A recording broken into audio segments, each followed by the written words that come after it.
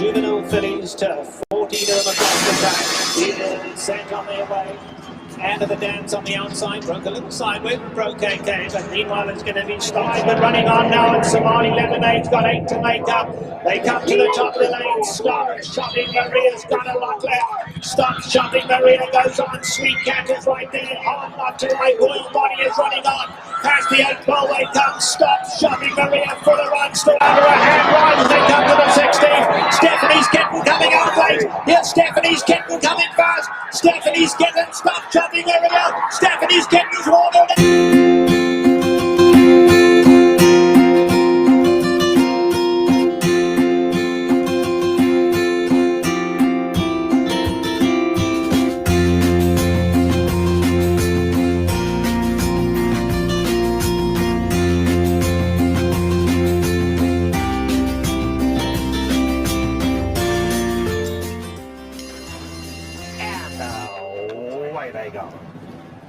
Watched the chances, broke smartly, but so did Terra from the Cape. On the inside, Sky Lantern, the grey going well. If he can get through, Sky Lantern, the grey looking for somewhere to run. Wide open. It's Terra from the Cape hanging on. Terra from the Cape tries to go all the way. On the outside now, here comes Flotilla in the light blue. Flotilla is absolutely flying. Watch the chances in there too. But Flotilla has gone right on by. And Flotilla is coming home to score. Flotilla has won it just about 2 in the end. It'll be Watch the Chances, Summer of Fun coming on to finish her.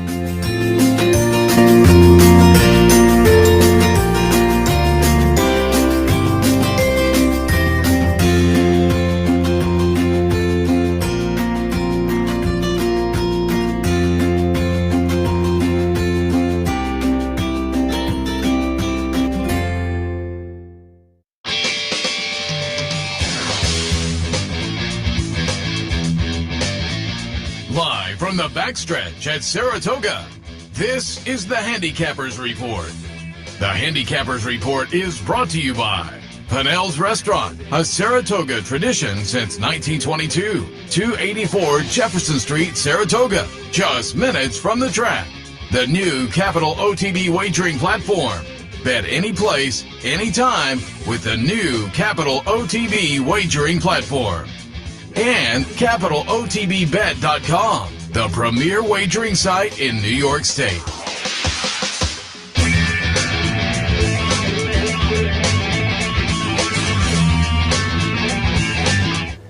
Good morning. Welcome to the Handicapper's Report on this Sunday morning, live from Clare Court in Saratoga. Another beautiful day up here at Saratoga. Again, a little muggy still. We have not shaken that, but there is a nice breeze out here. That's clearing things out a little bit. We are off the turf today. Races 4, 8, and 10. 4, 8, and 10 are off. The other turf races are on, so adjust your handicapping accordingly. But again, looks like it's going to be another nice day of racing up here at Saratoga. Otherwise, happy to be joined by my colleague Brian Nadeau. Brian, good morning. Nice day up here today, right? I've been informed that it's coming, apparently. Right? Well, I mean, they're talking on the coast. Yeah, craziness. Yeah, so, yeah, beautiful day here, though, as we look outside our little cubby here, and then we'll go accordingly tomorrow. But yeah, off the turf, unfortunately. And if you saw the Lake Placid yesterday, I think it was pretty obvious. Watched it with my good friend Tommy Bellhouse and spent some time with Tommy yesterday. It was great to catch up with him, and we were kind of just like, wow, yeah, there's no chance they're on the turf tomorrow, because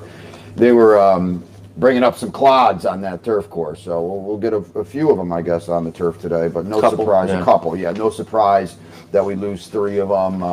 Summer in Saratoga, it is what it is. But exciting weekend as we wind down week 6 and we wind down Alabama weekend. And I said on Thursday when Anthony Mormino and I were here, I said it was kind of put up or shut up time for Malathat. And she put up. She had to win yesterday. She did win yesterday. She did it impressively. And, if she lost, everything was wide open in the division. And now with the win, it's a pretty seismic double, Kentucky Oaks and Alabama. If you want to check 2 off your list, those are the 2, right? Yeah, I think it was Dave Grenig's column where he said arguably the top 3-year-old filly race in the country, certainly in the second half of the year. There's no question about that. And Malathat gets it done. I thought Clariere, a horse I've liked all year long. on the handicapping show yesterday, I said I went with Malathat. I didn't think she was invincible. You know, it's a question mark on the distance for everybody. I just didn't find anybody that I thought jumped off as an alternative, but I did put Clariere underneath, and I said I liked the horse all year long. I thought she acquitted herself nicely with a late run to get second over Army Wife, but yeah, the top of the stretch. After a stumbling start, Malathat just kind of looked right from the top of the stretch like, oh, she's the one, and she was the one. Yeah, and Clariere probably ran her best race since, this winter at Fairgrounds. She probably is second tier, but she'll win a few races before it's said and done. Maybe she goes to the Cotillion. I don't really know if that's her track, but it's a grade 1 for $1 million at Parks, and I would assume, with I would be shocked if Malathat ran there. So now you get to everyone else for a big pie and a grade 1 at Parks on Pennsylvania Derby weekend. So you would think that's a spot for her, and she did. She ran very, very well. I think the 10 furlongs, as you mentioned, you just don't know. It's a lot like the Kentucky Derby in May. You just don't know who's going to handle it, who's not. But certainly both of those fillies are bred for it, and they ran very well. I thought Chad's horse in the Lake Placid was awesome. 146-4, I believe, over an absolute bog of a turf course. That's racehorse time, and she did it the hard way, just basically dragging them all along on the lead. So that was very impressive. And I was trying to look and just verify, but I think I read Malathat 95 Beyer. Yeah, 95. I saw that too. Yeah. Okay. Yeah. So, we'll top of the hour. We'll be joined by Steve Bick, loose on the lead, but he'll zoom in because he's out at Del Mar and out at Del Mar yesterday. The new cigar, Tripoli, moved to the dirt a couple of races ago and seems to have found a new home on the dirt. Gets it done out at Del Mar in the Pacific Classic, and did it pretty convincingly at a $15 mutual. And I will say my loose on lead partner Steve Bick had it on top on his selection, so congratulations to him. Dr. Post, Jay Privman in his column said kind of spinning his wheels going into the far turn. Trevor Denman remarked Dr. Post is being asked and not responding going into the turn. And pretty quickly into the turn, you saw him get into gear and get going. But then as they turned for home, Trevor Denman said, it's too late or maybe too late, something like that. But with the stretch at Del Mar, yeah, it was clearly too late. Whatever Denman said, he wasn't going to catch up. But he wound up third, which given his position going into the far turn was okay. But Tripoli gets it done. Magician second, and Dr. Post winds up third. Yeah, I didn't do the work at Del Mar yesterday, so I don't have a huge comment. But just looking when they drew that race and looking at the names, it wasn't your dad's Pacific Classic, and so I don't think it's any shock that there was a little bit of an upset. There was kind of the fresh new face type of angle winning it, and the Dr. Post, you got to be close at Del Mar. You can't wake up on the far turn 6 behind and expect to win a dirt route. It's just not going to happen, and kind of proved to fruition. You know what I wanted to talk about too? You mentioned Dr. Poster Todd. How about his 2-year-olds up here yesterday? And they were good. The workout reports suggested they would be. And the winner of the opener, they made about 4 runs at him, and then the experienced horse of Ian Wilkes came to him, actually passed him in deep stretch, and he rebroke. And you want to talk about a horse doing all the dirty work and still being there at the wire. That was a huge run, and Todd unleashed 2 of them yesterday. Both of them look very, very good, and the hopeful will come back too quick, but you'll see them in the Champagne, the Breeders' Futurity races like that. As we've talked in the past, the program I feel has changed for Todd Pletcher, I'd say in the last 5 to 7 to 8 years, where he's still winning with first-time starters, but it's not the end-all, be-all anymore. They're not cranked to the gills like they might have been 10 to 15 years ago. It's now, I want a horse at 3. I'm not as concerned at having a horse winning a bunch of July and August and September graded stakes at 2. I want a horse at 3. I want a horse moving forward as the calendar changes, and we've seen that in the past, like I said, 5 to 7 years. And the reality is, there aren't really any more Aladar or firms who go out and put together the big 2-year-old campaign and wind up as solid 3-year-olds as well. It's typically precocious 2-year-olds and then late season 2-year-olds that develop into 3-year-olds. Right. Or even the last few years, early season horses who make their mark in that early portion of the 3-year-old season. Yeah, absolutely. And so you're seeing, like you said, Remsen kind of horses, those type of horses that are progressing towards the end of the year come back at 3. So they looked really, really good. It'll be exciting to see them develop down the line. He's got a couple nice ones. Yeah, no doubt about that. Mike Prankster and Major General yesterday. Major General in the opener, right? Absolutely looked very good. Let me hit on some of the promos today. I will have a show bankroll. See if I can do. Show bankroll is tough. Let's see if I can do. I opened it great last week. I turned my 100 bankroll immediately after the first race into 190, and so then you're kind of thinking, let's roll this thing, and I couldn't really get anything going. But we'll see if we can make the show pool happen today. Go to the website, capitalotv.com, throw your name in the hat to potentially get on the show team, and then root me along. Let's see if we can make something happen with this show pool on this Sunday afternoon. Don't forget, if you want to make the venue for watching races this afternoon, the Clubhouse Racebook, there are a couple of promotions down there as well, the NYRA Pick 4 and the Match Bet promotion, both happening at the Clubhouse Racebook this afternoon, 711 Central Avenue in Albany. And I'll also tout, I mention it all the time because I like it. I play in it all the time. Soli Crotty jumped in a few weeks back, and I know he's been having some fun with it. I ran into him at the track yesterday as well. But he's not the only one who has said to me, hey, I've jumped in on this low rollers. It's a lot of fun. And I tout it because contest play, if you don't do it, you have to think a little bit differently. I think it hones your handicapping a little bit. And then it can lead into, we do the tourney bets program via Capital OTB Bet, capitalotb.com. We do that all year long. So if you like the contest, you can find them via Capital OTB as well. But the gateway, the nice entrance is the low rollers over here. Go to the 4-Star Dave section. You give them $40. They pull 10 into the prize pool.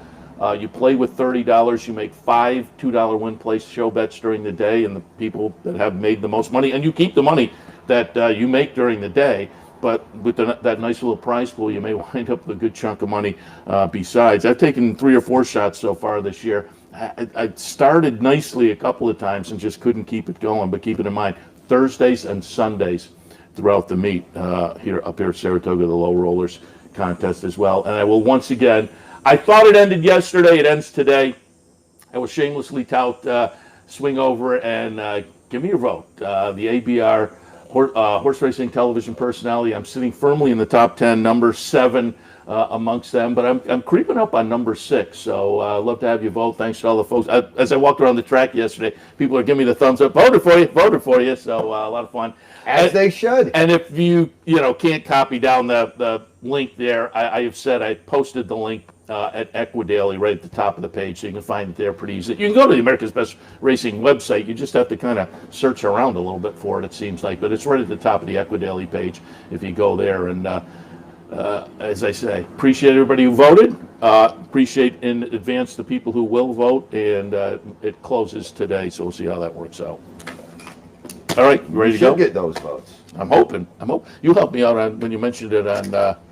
I think it was Wednesday you mentioned it, and immediately I got like 70 like that, so I appreciate it. Well, you rented the airplane and dropped those 25,000 flyers out too, right downtown. So I hadn't thought of that. Why didn't I come up with that idea? That may have been a helper, but next time. All right, ready to roll? Let's do it. All right, the Sunday card up here at Saratoga starts out with a maiden special weight event for the 2-year-old fillies vying for $100,000 and going 6.5 furlongs. 4-6-1-3 for me, and I don't know, man. The Chad's 2-year-olds haven't really been running. He had a couple that disappointed yesterday. Triple Elvis was seemingly well meant, and then his horse that they paid like $360 for in race 7 just didn't run an inch. It was one of those snazzy purchases out of a relatively nondescript sire and just didn't really run an inch. Now, Dover Dreams is a half to Wavell Avenue, who won the Breeders' Cup Filly Mare Sprint for Chad back in the day at Keeneland in 2015. So there's some nice pedigree here. There seems to be plenty of works on display here as well. Jose Ortiz is here. Now, Irad's up at Woodbine today for the right. Queen's give them Plate. a shout out. The Queen's Plate. Our buddies up there at Woodbine. I talked to Klaus Ebner the other day. We were chatting a little bit. We have some similar musical interests, and he said, I won't see you guys this year, but hopefully next year. And I echo those sentiments because we love it up there. They're great to us. And Miss Klaus down here too. Yeah. It's been tough going both ways on the border, but it was Good. 2 seasons ago. He had a horse.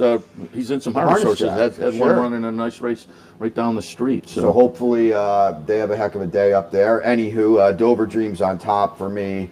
Goddess of Fire on the outside. Now, this is a homebred for Red Oak, who's a half the Mind Control. And we know how good Mind Control is. And don't forget how good Mind Control is up here at Saratoga. Multiple Grade 1 winner. So Goddess of Fire is supposed to run a little bit in here. Firster for Todd Pletcher, as we've discussed already. That's not a bad thing. And then down inside, Everyone Loves Linda for Eddie Barker. A good second on debut behind microbiome. And, the experience edge is never a bad thing in these 2-year-old races. 4-6-1 for me. I put the Mind Control sibling on top. I have it 6, 3, 5, and 4. Mind Control, a winner of $1.25 million. Won the 2019 Allen Jerkins. You talked about how successful he was up here, but in 2018 he won the Hopeful up here, and only his 3rd career start. He was 2nd in debut, won the 2nd start, 3rd start, won the Hopeful, won the 5th start as well, so won 3 out of the first 5 starts. There's precociousness there. Mineshaft is okay with firsters. Certainly Todd Pletcher is. So there's some breeding certainly to hang our hat on. I will be interested to see because, again, the New York bettors are so savvy. Normally you think if you look up some of that breeding information, you're finding things that aren't on the page. But when it's something like this, a sibling to Mind Control, as I say, the New York bettors are savvy enough. I will be interested to see if that 3-1 holds up or this horse starts to take a lot more action on that breeding and Pletcher and what Pletcher did with the 2-year-olds yesterday. But I have that one on top. I put Time for Cupid in the 2nd spot. As you said, experience counts. This one won the career debut, but was disqualified. Andy was talking on the show yesterday, or did he mention it yesterday? He might have mentioned it via Twitter. But he thought the DQ was really I was yesterday. Stabile also. I went back and watched the replay. I thought it was kind of legit. He at the top of the stretch, there's a modest.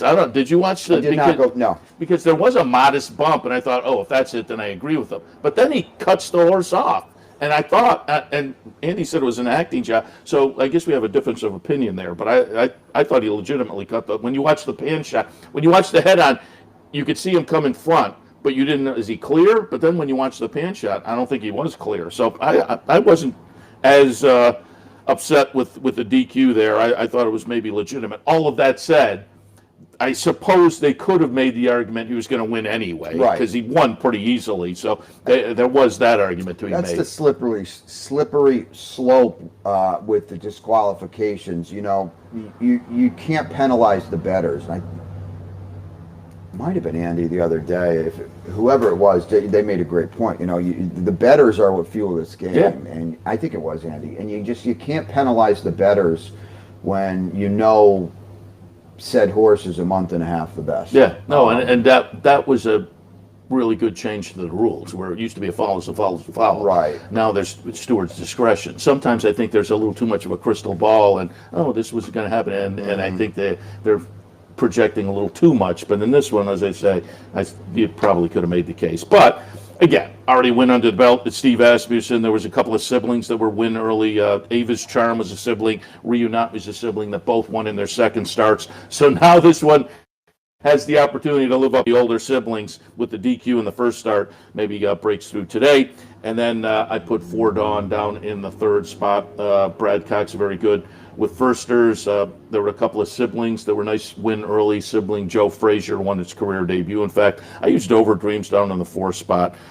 You mentioned Wayville Avenue. There was another sibling called Small Victories, won in the 3rd career start, but it was a maiden claimer at Northland. So for me, there was kind of mixed feelings on the breeding there. But with the connections and the price paid, I'm not going to argue against that one at all. I have it 6, 6, 3, 5, and 4. All right, we are on the turf for the second. I'll go on the inner here. It's a good one, too. It's a maiden special weight, 2-year-old fillies, a mile on the 16th. I mentioned I spent some time with our good buddy Tommy Bellhouse yesterday. They've got four to Nadeau, a firster by Frankel that they paid $400, West Point and Partners, a half to Rubelinda, who was pretty good in a brief amount of time for Chad. And I said, Tommy, how are you? You know, and he said, you know, we like this horse, but then he also said, you know, I've heard good things about 3 or 4 other horses in here. So it could be kind of a key race in the making. It could be a race where, you know, you remember the names down the line. I do think the fact that this filly is by Frankel, and now that means theoretically she's going to handle maybe a little give in the course more than some of the others,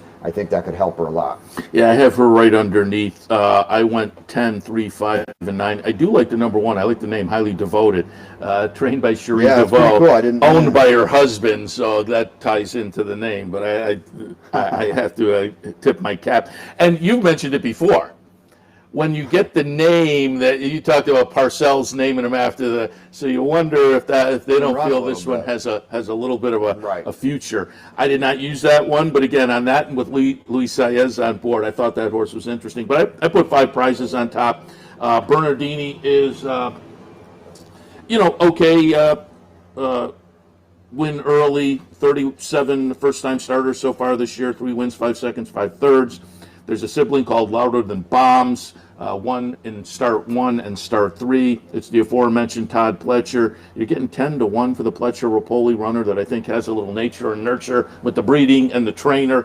I'll take my shot out there. I did put the West Point runner, number 3, in the second spot. As you mentioned, Rubelinda, that one won 3 of the first 4 starts of the career, was second in the other start. There's another sibling called Rafina. That one was raced over in Europe, and in the first 3 starts there was a second and a third, but then came over here to the United States, and in the 4th start and the first start in the United States down at the fairgrounds won that. So I thought that was interesting as well. Certainly paid a decent amount of money for this one, $400,000. So that one very interesting. And Miss You Ella, sibling called News to Me, won 3 of the first career starts. It's Chad Brown. Workouts, I think, are okay as well. So, yeah, this is a fun race. It's going to be interesting to see who comes out of this. I think there will be some future runners to keep our eyes on. I have a 10, 3, 5, and 9. Now, Rubelinda was a 1-turn horse, so that's, you know, food for thought with Fortuneno. I just have it 3, 5, 1 on the 1 sheet. You know, I made these picks before, and I don't know anything about these horses, if they can or can't run. But as I alluded to, Tommy said there seems to be a few pushes on horses in here. I put her on top. It's Christoph. It's Joel Rosario. We can save ground down inside. And again, theoretically, this is a horse that should appreciate a little give to the ground, and you would think appreciate it a little more than some of the others. Miss You Ella, for the reasons you mentioned, for you know, Chad, half the news stems, who earned almost $230 in the career. So there's some pedigree here. News to me. News to me. Thank you. News to me. I did exactly the same thing you did about the first 5 times the horse ran when I was down in the clubhouse race book before. Thank you. You know what I saw at Monmouth today, and this is getting off point a little bit. Monmouth canceled today. How about that? Hole in our ear. Okay.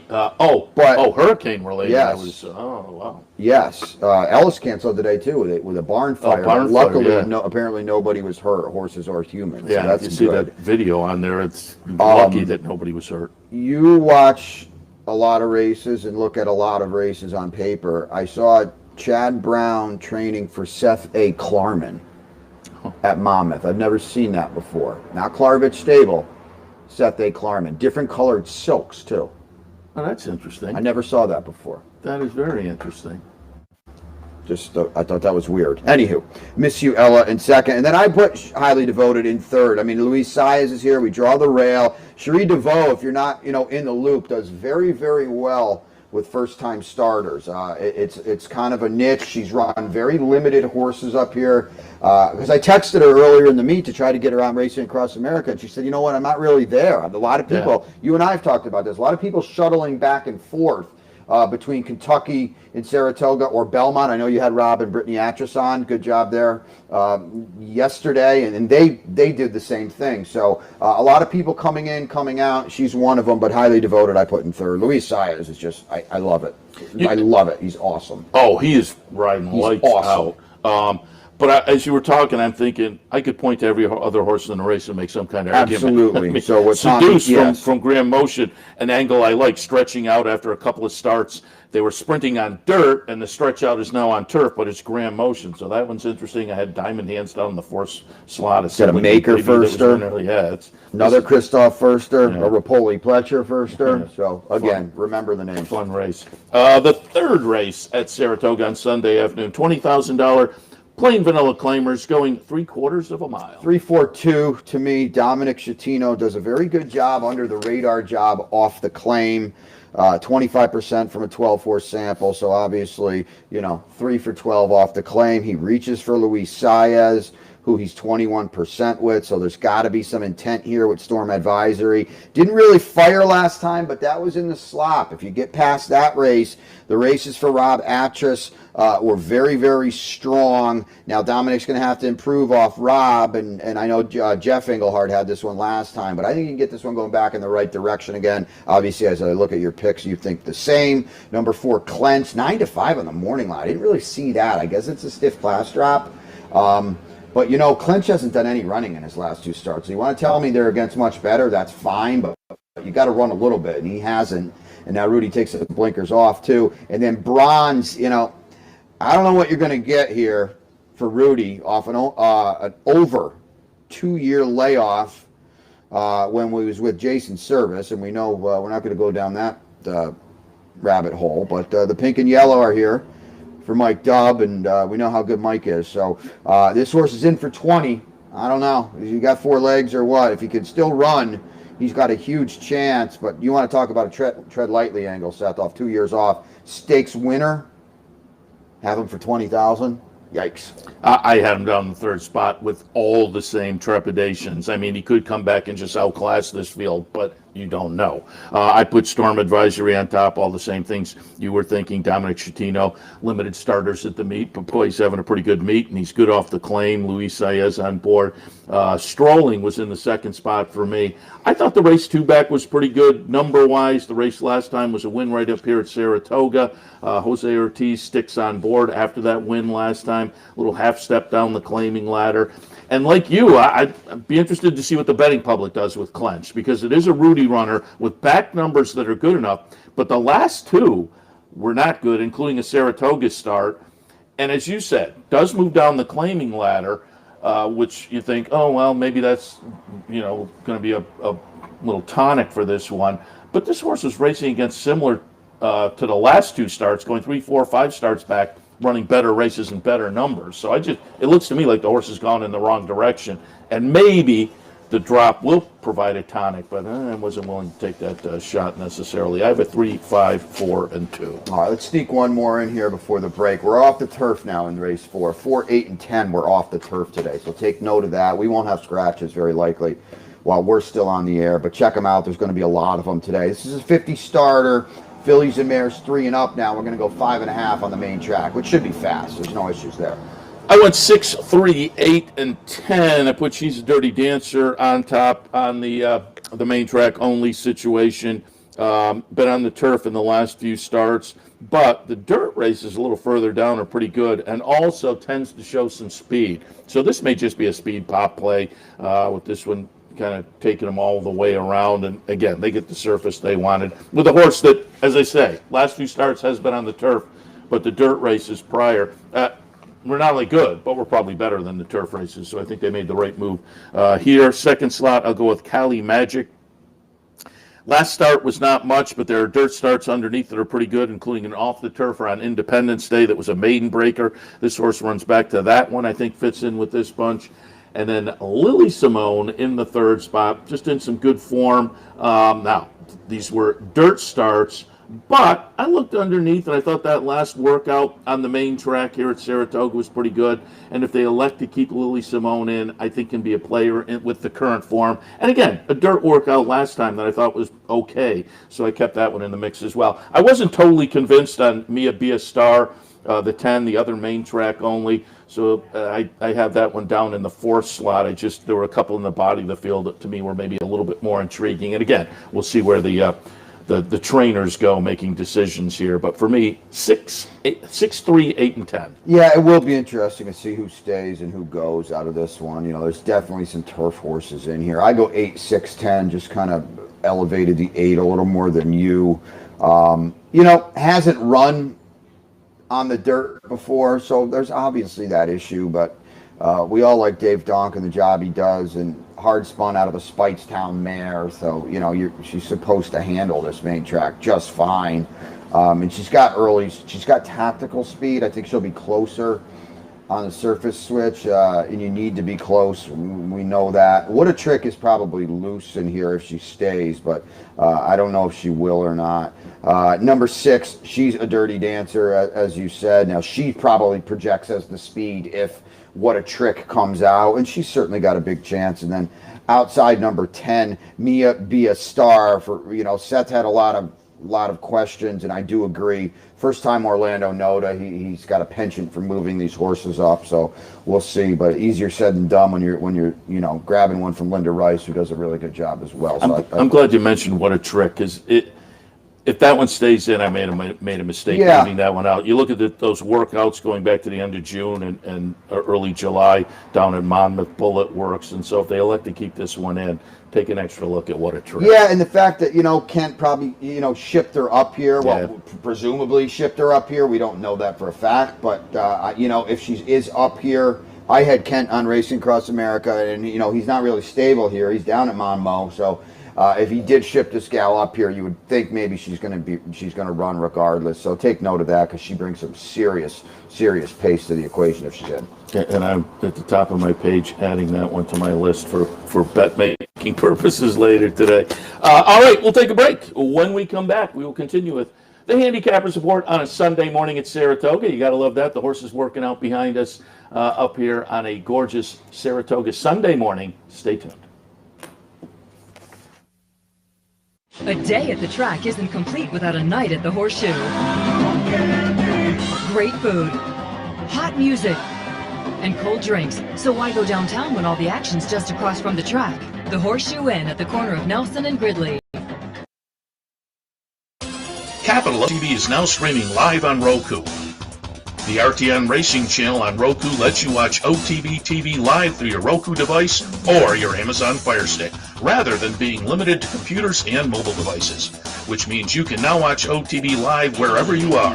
Simply open Roku, scroll to find the RTN channel, then click on OTB TV. OTB TV on Roku. Try it now.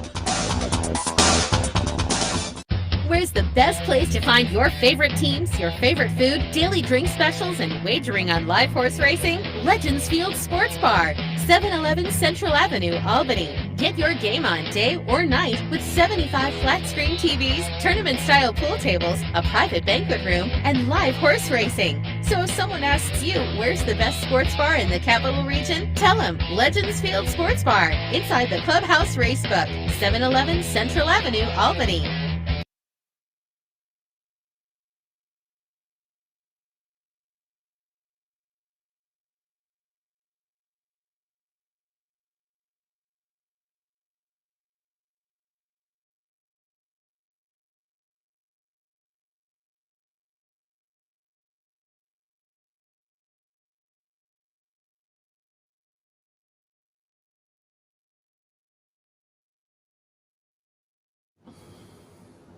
Welcome back. Seth, Merrow, Brian Nadeau, Handicapper's Report on a Sunday morning. We will continue looking at the Sunday card here at Saratoga with race number 5. Conditional claimers, 6 furlongs is the distance. Pick 6 time if that's your jam, and they've been betting that with both fists. I think it's awesome, that return of that dollar, pick 6. I took a little bit of a price shot here with Sisters Ghost, 6138 on the one sheet, and make sure you check Twitter and the website and all that kind of good stuff, because there's going to be scratches today. As we said, 4, 8, and 10 are off the turf. So, we're going to have to update a lot of stuff. I went with Sisters Ghost. You look at her dirt races. I mean, yes, Indiana Grand, I understand that, but this Karamori barn does a pretty decent job. Ran a 7 and a 10 in those 2 races on the Thoroughgraph, so that fits comfortably with this group in here. She's got outside tactical speed. The jockey Samuel got a win the other day. That was cool to see. Low percentage jockey, but he got a win up here the other day. And I think Sisters Ghost could be a little clever in here, and you're going to get a square price. So I put her on top. Miss Papina down inside. Boy, I don't know what you're going to get today, though. Hasn't run since February.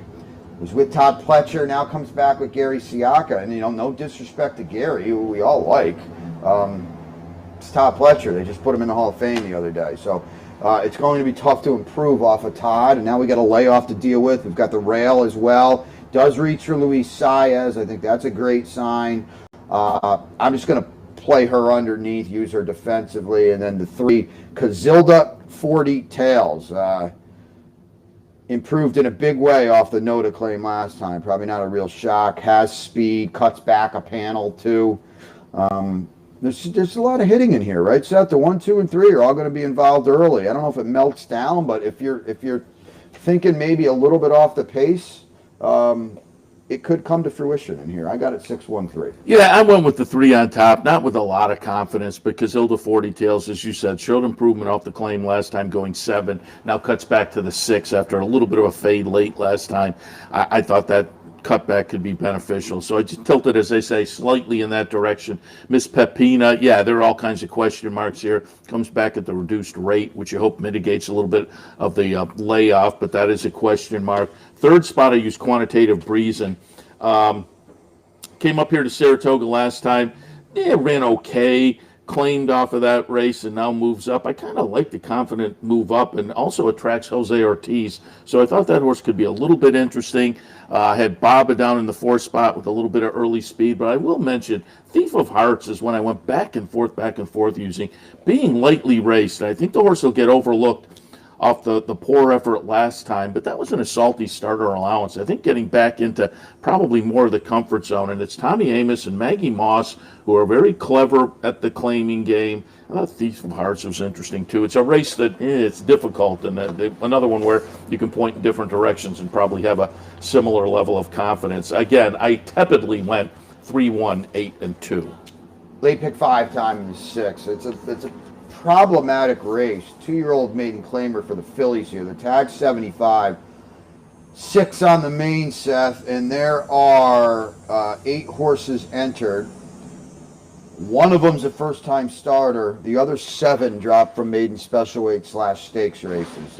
Tough nut to crack here. Yeah, and I wound up with one of those maiden specials to maiden claiming moves, but not with, again, a lot of confidence. I went with the Mark Cassidy runner, Shanghai Shamrock.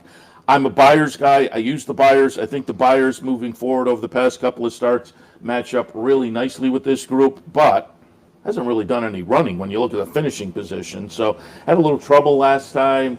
There was enough there to pull me in that direction, but again, not with a super lot of confidence. You mentioned the first-time starter. I think this is the kind of race where maybe you can go with the quote-unquote fresh face. No Nanette, no George Weaver trainee. He's decent with first-time starters. There's some workouts underneath that are okay. And again, it's just a fresh face in a field that doesn't look super strong. Lady Milagro goes out for Carlos Martin, who had the nice win yesterday in the undercard stakes race with Piedi Bianchi. Mm-hmm. And Carlos. Yeah, no, that was a nice looking win too. Another one made special weight to maiden claiming off of an effort like the top pick that wasn't much finishing position wise, but maybe with the class relief, this one benefits from that first effort, moves forward a little bit. I have a 3, 6, 4, and 2. 7, 4, 3, 2 in an admitted spread race. You're going to get a price on landslid, and you look at these gals she's facing. I mean, Coffee Maker just won the stakes the other day in a canter. There's Happy Soul, 2 back. This horse has been facing month better than she meets in here. Now, I don't know if she's any good or not. She's got some speed and an outside attack post, the biggest drop in all of racing. She's got a little experience edge on most of these, with the exception of your 3, who I've got in 3rd. Took a little shot with landslide in here on top. Number 4 at Lady Milagro in 2nd. You mentioned Carlos. Awesome to see him win the stakes yesterday. Congratulations. It was a good stakes, too. Yeah. With Robin Sparkles. Robin Sparkles, yeah, didn't really like the give in the course. I think that's obvious, because she's a very nice horse for Bruce Brown, and she kind of came unglued late, and you could tell she's the type of filly that wants to hear her feet rattle on firm, hard turf, and that's obviously not what she got yesterday. Bruce had the nice stakes win a couple days ago. I'm trying to think of the horse, though, but I had him on earlier in the meet. It was a Friday. Yes, the other day. I'll pull it up. My buddy, the WB, was happy that Bruce got a stakes win. Yes, why can't I come up with the name? And Bruce, Awesome debate. Thank you. In the Union Avenue. Bruce having a good meet. He's Yeah. got 3 wins, and he's done a good job with limited starters. So one of the good guys. Good to see. Yeah, I had him on early in the meet. It was fun. Yeah, he's a good guy. I mean, he does a good job with, he's one of those many kind of guys that, he doesn't get the $400,000 horses kind of thing, and so he does a good job with what he's got. Awesome debate was off the claim too. It was a clever claim earlier in the meet. And they come back and win a stakes race. His stats off the claim are pretty good, actually. Maybe one of those guys you wouldn't necessarily think that, but he does a really good job. Lady Milagro in 2nd, and then you mentioned Shanghai Shamrock, and I think you have to use her. You know what I didn't like about her, Seth, and maybe Jose will get her in the race early. He really couldn't do it last time. Didn't have a lot of speed, and that's worrisome on this main track. I mean, you got to be close, it seems, especially over the last few weeks. So I go 7-4-3 here in the 6th. It's frustrating when you got the horse on the turn who's kind of making a little move and gets up and kind of laps on the runner, and as they make that turn into the lane, the inside horse gets like 2 lanes. You're like, I'm never going to catch it. I'm done now. 7th race this afternoon, allowance non-winners of 1 other than $103,000 up for grabs, as they're scheduled on the grass for 1 mile and 3/8. Yeah, we'll be on the inner here, and that's good to see. We left a few on today, as we mentioned. 4, 8, and 10 are off, but this kicks off the late pick 4. We'll be on the turf here. That breeze feels good, huh? Yeah. 3, 5, 1 for me. I went with Mud Pie Rusty coming out of his 2nd off the layoff at Churchill. We know how good the Churchill races are this summer. They were. Absam came back to win. Cavalry Charge was a good-looking winner. This one hadn't been out since November. Now we go 2nd off the layoff here at Saratoga. Kind of the all systems go angle. Here's Luis Saez is aboard. This one was closing from far back under Julian Leperoux. I would think Luis puts this one in the game a little bit more early on. Obviously, they all have to handle this, what is probably going to be a yielding turf course, Seth, you would think. If it's not, they're not telling you, I still think it is, but I'll put Mud Pie on top. Box and score for Jonathan Thomas. He's been quiet at the meet. He doesn't start a lot of horses, but look at his year. Prolific year, 30%. BGB, Big Game Bob LaPenta is here for box and score. Manny Franco's he's had an okay meet. I think he started fast and he slowed a little bit. Getting mounts where he can and live horses where he can, and this one's certainly a live horse, and Jonathan does a great job. Very patient conditioner, a very, very good horseman, so box and score will be a big threat here. And then down inside, Rhythm Section is certainly a major player. Here's Jose Ortiz. I tried to put him on another one earlier. Inside Speed, getting back to the turf for Mike Maker, who's, Seth, with each day we click off, that trainer's title becomes more and more front and center. And we saw it yesterday. He brought a horse in from Indiana Grand that ran 2nd and was very, very good and very live. I think you're going to start seeing, Seth, I'm not going to say giving away horses, but I think you'll start seeing horses from the Maker Barn set that are maybe in spots you didn't necessarily expect. You get a barn like that to win a trainer's title up here, it's a huge deal. And we'll see how it plays out the last couple weeks of racing, but Mike Maker's put himself in a position to get it done. Yeah, I just pulled up the recap from yesterday just to update people on the jockey and trainer stats. Luis Saez, 12 up. He's gone. 12 Good up for him. over the Good for Ortiz Kieran. brothers. He's got 49, Jose Ortiz 37, Irod Ortiz 36, and on the trainer side of things, Mike Maker and Chad Brown now tied at 22, Todd Pletcher 2 behind with 20. So the trainer title is going to come down to that last couple of weeks. Yeah, that I didn't realize Chad inched into a tie there. You would still think Chad's probably about 4 to 5 of those 3 just because of the ammunition. Yeah. But Todd's put himself in position, and Mike's just had an awesome meet. Yeah, there's no question about it. I have it 5, 3, 6, and 7.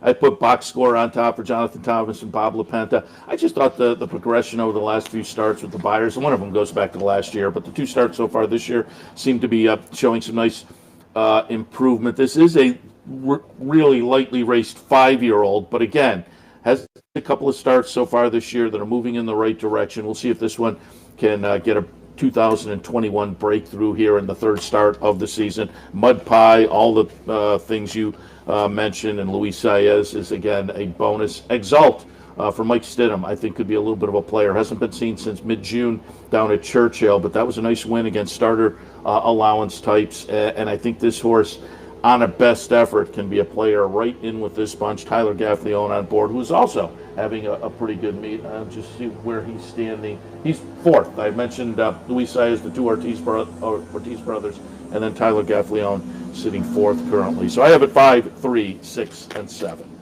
That is pretty. I'm looking at that list now over here. For him to be 4th, No, absolutely. that's heady stuff. You know, One he up goes on to Joe Kentucky Rosario. and dominates. But, you know, it's different when you come up to Saratoga for many reasons. And one of them is that, you know, as not a through and through New York guy, who are you riding not tied for? in, yeah. You're not tying in. Which is also notable with Luis Saez. He doesn't really have the tie, No. but Kieran McLaughlin just does it. Well, I don't know if you've noticed, but it's been a mid-meet, during the meet kind of thing. He's now, I don't know if he's first call for Todd, but he's riding a lot. Now, you know, John Velasquez, that's been like 2 years now, but he's gotten mounts you would think Jose and Irad would have gotten. Yeah. Kieran's gotten him in there because I always said, but before that, who's this guy ride for? He doesn't ride for anybody. I said this yesterday to Tommy Bellas. I said, has he ever ridden one horse for Chad Brown? Think about it. I can't remember. And he's running away with. I think it's awesome. Yeah, Kieran, we love him. Yeah. He's done such a good job.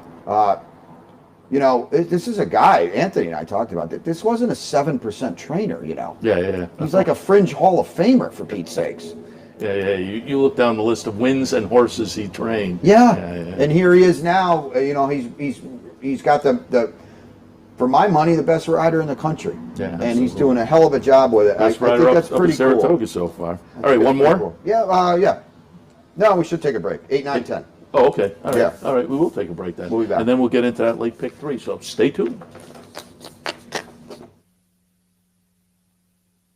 Welcome to the West. I'm Scott Varley at Saratoga's latest and greatest high-rise luxury condo. Starting in the mid-5s, every condo here has 2 bedrooms and 2 baths and upgrades just like this. Check out these oversized private balconies. We also have a gym, a private lounge, and get this, a heated parking garage. To make a reservation for your private condo at the West, call or text me. I'm Scott Varley at 518-281-6808. Capital OTB is now streaming live on Roku. The RTN Racing channel on Roku lets you watch OTB TV live through your Roku device or your Amazon Fire Stick, rather than being limited to computers and mobile devices, which means you can now watch OTB live wherever you are. Simply open Roku, scroll to find the RTN channel, then click on OTB TV. OTB TV on Roku. Try it now.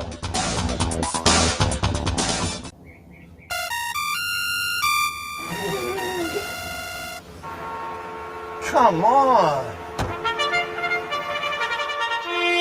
I want sales reports on my desk by Monday. Whoops. My bad. Love racing? RTN brings you every live simulcast on your home television, plus live video streaming and race replays on your PC and mobile devices. To order, visit rtn.tv. RTN, a breed apart. Welcome back to the Sunday edition of the Handicappers Report. Brian and Seth with you. I almost said Brian and Anthony because you and I don't team up too much together. And Always good to be with you. And don't forget, vote for Seth, by the way, on that ABR thing. But we got 3 left to go, and then the Big A, Anthony Stabile, will be on the DePaula play of the day. So stay tuned for that as well. Couple of the last 2 in the turf, 8 and 10 are off the turf. So proceed accordingly. This one will now go 5.5 on the main, 3 and up, 35 claimers, 3 out.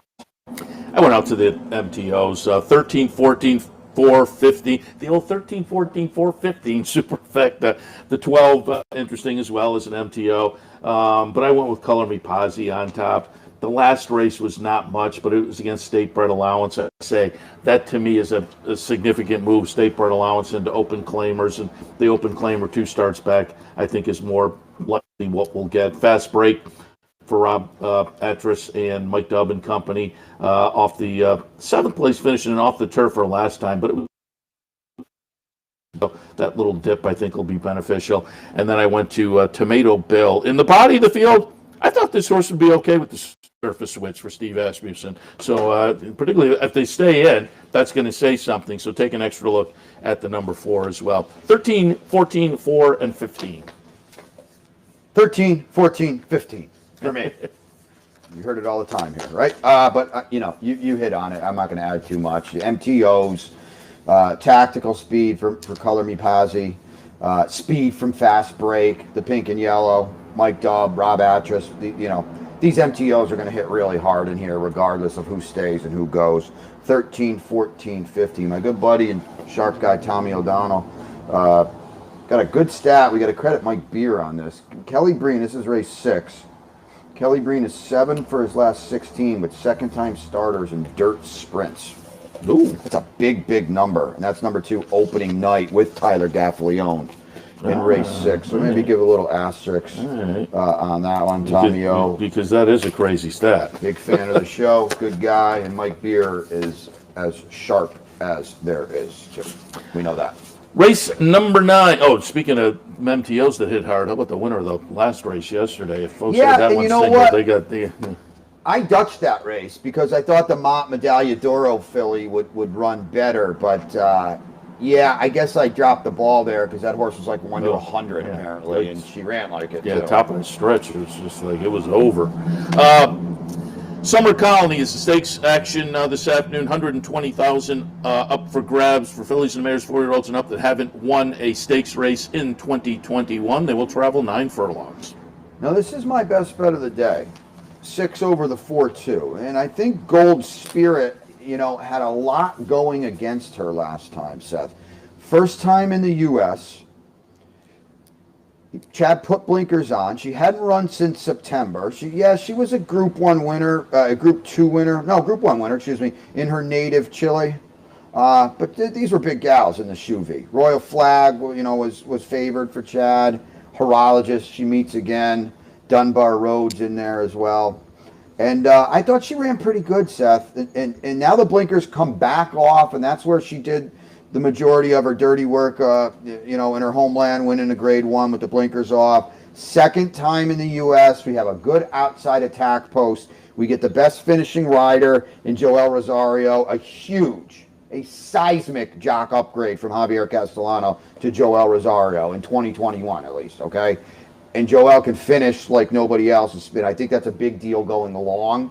We're drawn perfectly. I think we see a real big run from Gold Spirit. Certainly Horologist is the horse to beat. I think she's the horse to catch too. What happens with Gibberish? Does she put pressure on her early?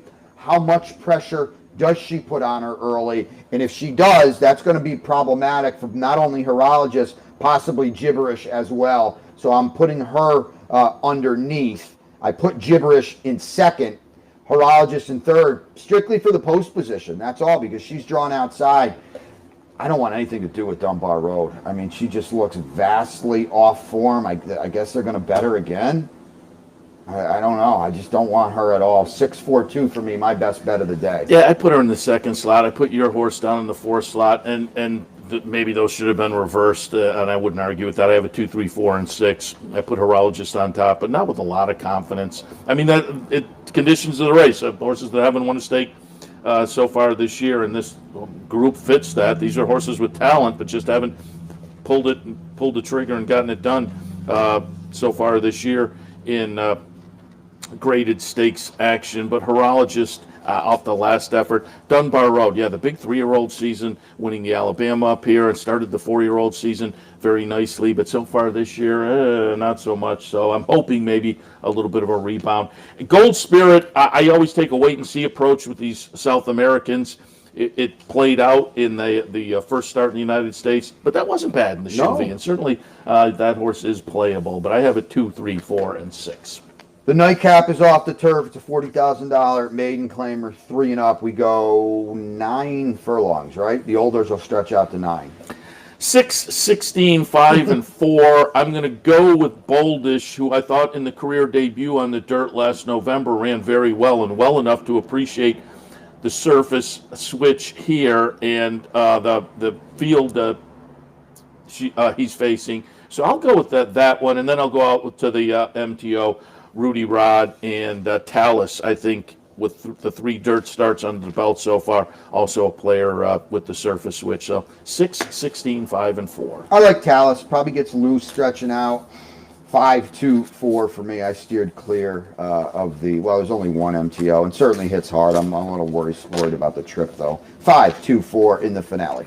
All right, we'll take a break. When we come back, our good friend Anthony Stabile, the DePaula Play of the Day, up next.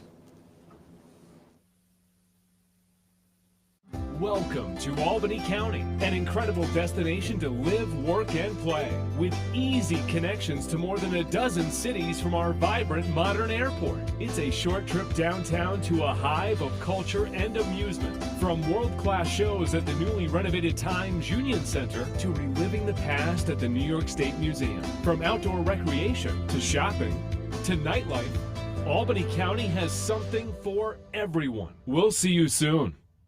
Birdstone is an outside front. They're coming down to the finish. Can Smarty Jones hold on? Here comes Birdstone. Birdstone surges past. Birdstone wins the Belmont Stakes. In front, but here comes High Chaparral. High Chaparral, the defending champ, to take it to Bob. These two arch rivals head to head with Joe Hart bearing down on them. It's going to be a 3-horse photo finish to the top. Here's the winner. Photo finish. The Capital Region has some of the most sophisticated horse racing fans in the country. That's why Capital OTB built the Clubhouse Racebook. Here you can wager year-round on the best horse racing from around the world. The Clubhouse also has monthly promotions including live bankrolls, handicapping contests, and so much more. Like sports? Watch your favorite teams on more than 30 screens in Legends Field Sports Grill. Food, sports, and the excitement of championship horse racing. Only at the Clubhouse Racebook, 711 Central Avenue, Albany. At DePaula, we think of our customers as family, so we want your experience to be fair and easy. Family owned since 1980, DePaula means quality and convenience, along with concerned and certified technicians. So come join the family and thank DePaula for all your automotive needs. At DePaula, we think of our customers as family, so we want your experience to be fair and easy. Over $2 million in original factory parts means you receive the very best for any make or model. So come join the family and thank DePaula for all your automotive needs. It's post time for today's DePaula Play of the Day.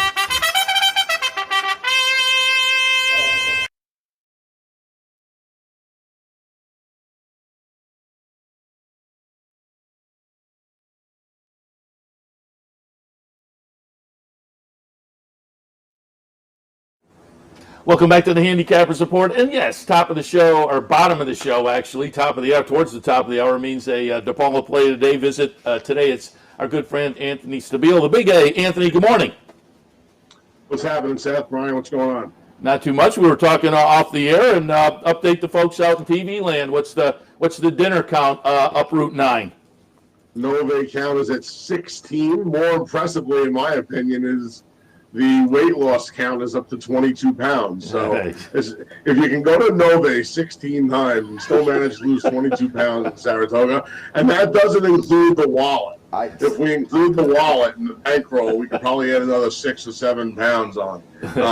But that was just, this is pure weight loss. That's impressive. Were you walking there? That is impressive. Walking. There was no walking. And zero walking. We spent 4 minutes off the air talking to Anthony, and as two sick Mets fans, they don't even bring that up. It's beyond that. So I'm glad we have other things to talk about.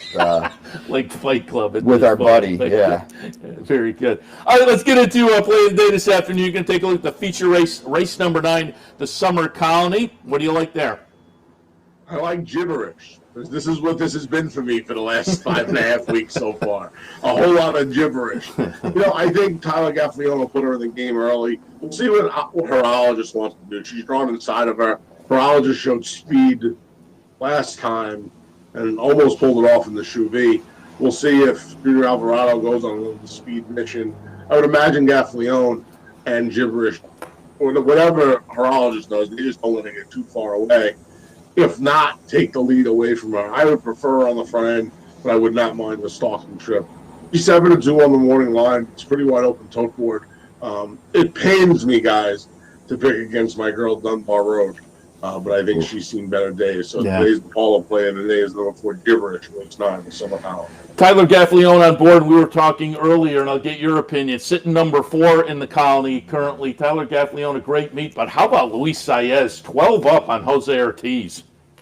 People forget last year how he missed the first couple of weeks in a meet with COVID. And when you miss 2 weeks, it's almost like you miss 4 weeks because you need some time to play catch up. Guys grab your mounts. You got to try and rest them back away. Probably would have won the title last year if he had an even start with those guys. And it certainly looks like he's well on his way this year. That would be something if Luis Saez is able to pull this off. I think him and Karen McLaughlin, his agent, have been doing a tremendous job. And, they're not married to any one barn. Yeah. I think that's really important. I think the fact that they ride for so many guys and gals is really important and shows, is a big part of their success. Yeah, no question. It's one of the fun stories of the 2021 meet. Anthony, appreciate your visit, as always, this morning. Wish you good luck this afternoon, and we will talk again. Take care, Anthony. Talk to you Friday, guys. Sounds good. The Big A, Anthony Stabile, play of the day in the 9th race, the Summer Colony, number 4, gibberish. All right, got to wrap things up because we're going to zoom in another visitor top of the hour, or just beyond the top of the hour now. So Steve Bick out at Del Mar. We'll talk some Pacific Classic. I will also be joined live here during the next hour. Matt Haggerty from the Daily Racing Forum. Usually bring him in to talk the Jockey Club Roundtable, which again was virtual this year, but we'll talk a little bit about that and some more, as Matt is the news guy for the Racing Forum. And then before Mr. Bick left town, we planted a couple of chairs out in Clare Court, and I actually did an interview with him that we have in 2 parts because it was a long. I couldn't stop him. But you couldn't get that within an hour. We got the first part of that coming up, kind of how he got into the radio side of things and whatnot. So that's also coming up as well. So and if you haven't voted for Seth, just you secured that Haggerty interview yesterday at the Paddock Bar, correct? I did. Guy's always working. I'm telling you what. He's wandering around like a chicken with his head cut off yesterday, looking for Matt, and now he delivers them today. So if you haven't voted for him, what's your problem? First and foremost, and second, go do it because you earned and deserve every single one. Appreciate the plug. As I say, voting ends today, and if you don't have time to write down again the URL, you can go to Equidaily, and I have the link right up at the top of the page. And again, thank you to those who voted, and thank you in advance to those who will vote. Appreciate every vote we get for favorite TV personality, sitting up in the top 10 against the national juggernauts. So comfortably in the top 10. Quite amazing, but appreciate all your votes. All right, we'll wrap it up. Good luck this afternoon. I appreciate it. Same as you, and carry on your low roller banner like you always do. I mean, that's your jam. Another shot today. All right, we'll wrap up the Handicapper Report. Stay tuned. Up next, Racing Across America.